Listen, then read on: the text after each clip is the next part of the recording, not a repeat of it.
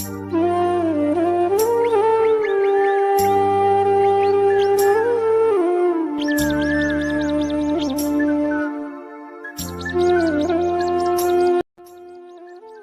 Friends, good morning. বলো তোমরা সবাই কেমন আছো? আই হোপ তোমরা সবাই ভালো আছো।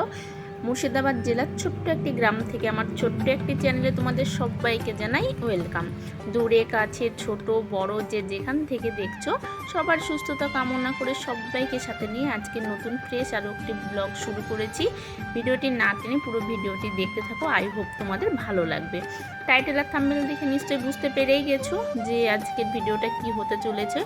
তো সত্যি কথা বলতে আমাদের রিলেটিভের বিয়ে শাদী এইসব অনুষ্ঠান অনেক দিন আগেই শেষ হয়ে গেছে, আর এখনও যারা আছে মানে মামাতো বোন আর কি, তো তারা এখনও অনেক ছোট আছে, আর তাদের বিয়ে খেতে খেতে আমরা মনে হয় বুড়ি হয়ে যাব, মানে এত ছোট ছোট বাচ্চা বাচ্চা সব, তো অনেক লেট। তো তারপরে যাই হোক এখানে থাকতে থাকতে এখানে একটা নিমন্ত্রণও পেয়েছিলাম, তো আমাদের রিলেটিভের মধ্যে একদম নিজের না হলেও কিন্তু দূরেরও নয়, তো সেটার জন্যই আর কি এদিকে আর তোড়জোড় চলছে।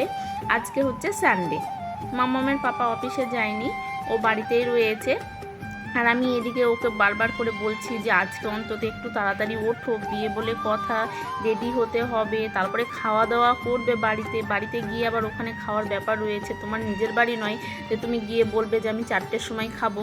তো সব কিছুই বলতে বলতে যাই হোক বেচারি উঠেছে এখন 10টার সময়, আর এই যে উঠে মেয়ের সঙ্গে যুদ্ধ শুরু করে দিয়েছে। মানে বাবা তার মেয়েতে এত যুদ্ধ করে, সব সময় যুদ্ধ করে, তো আমি তো হাঁপিয়ে যাই। এই যে বারবার আসছে আর বায়না করে যাচ্ছে, মাম্মাম তুমি পাপাকে একটু বকে দাও, তো রান্নাঘর থেকে একটু বকে দিচ্ছি যে আচ্ছা ঠিক আছে তোমাকে মারবো বকবো, তবেই ও শুনলো। আর দেখো তোমাদের সঙ্গে কথা বলতে বলতে কিন্তু আমার ব্রেকফাস্ট রেডি হয়ে গেছে। তো এখানে ব্রেকফাস্টে করেছি আলুর তরকারি, আর এখানে রয়েছে রুটি আর ডিম। এটা কিন্তু অনেক দিন আগের ভিডিও, তো এডিট করা হয়েছিল না, দেখি গ্যালারিতে রয়ে গেছে, তো ভাবলাম তোমাদের সঙ্গে শেয়ার করি। আর খাওয়া দাওয়া করতে করতে প্রায় 11:30 বেজে গেছে। আমি এদিকে স্নান করে নিয়েছি আর মেয়েকেও স্নান করিয়ে দিয়েছি। চলো এবার আলমারি থেকে ড্রেসটা বের করে একদম রেডি হয়ে দেখা করছি।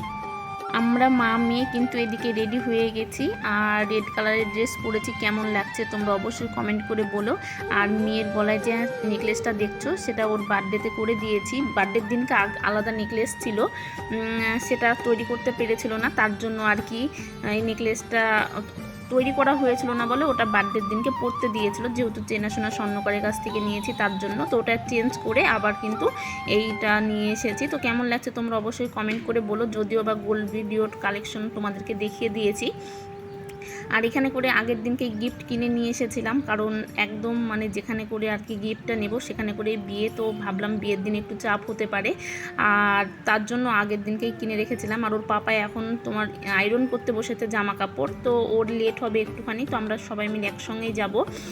আর এই যে এই ব্যাগটা নিয়ে নিলাম, কারণ এর মধ্যে কিছু কাগজপত্র আমাদের ওখানে গিয়ে দরকার ছিল। ফাইনালি কিন্তু আমরা চলে এসেছি, আর এসে কিন্তু একদম বসার টাইম পাইনি, কারণ হচ্ছে আমরা অনেক লেট করে ফেলেছি, 2টো বেজে গেছিলো আস্তে আস্তে, আর সবার খাওয়া দাওয়া হয়ে গেছিলো। এসে গিফটটা সবে দিয়েছি আর সবাই মিলে বলতে শুরু করে দিয়েছি এত লেট করে এসেছো, যাও সবার খাওয়া দাওয়া হয়ে গেছে, তোমরা গিয়ে খাওয়া দাওয়া করে নাও। মানে বরযাত্রীও বলতে পারো প্রায় মানে খাওয়া দাওয়া কমপ্লিট হয়ে গেছে। অন্য সাইডে করেছিল প্যান্ডেল মানে বরযাত্রীদের জন্য, আর এখানে করে যাদের রিলেটিভদের আর কি নিমন্ত্রণ করেছিল, তো তাদেরকে এখানে খাওয়ার জন্য ব্যবস্থা করেছিল। তো ভীষণ একটা সুন্দর জায়গা, একটু 4তলা ফ্লোর, তো ওখানে করে ফাঁকা ছিল দোতলাতেই, তো দোতলাতেই প্যান্ডেল করা হয়েছে। আর মানে আদার্স যে 1তলা বিল্ডিং 3তলা 4তলায় তো রান্নাবান্না ব্যবস্থা রয়েছে। তো এই হচ্ছে বর বউ। কেমন লাগছে তোমরা অবশ্যই বলো। তো ওখানে এতটা প্রচুর গরম পড়েছিল কি বলবো, ওখানে দাঁড়ানোর মতো পরিস্থিতি ছিল না। তো মাম্মামের পাপা আর মাম্মাম তো চলে এসেছিলো আর আমি পরে চলে এসেছি। তো ভিডিওটি কেমন লাগলো বলো, ভালো লাগলে লাইক করো। Tata, bye bye.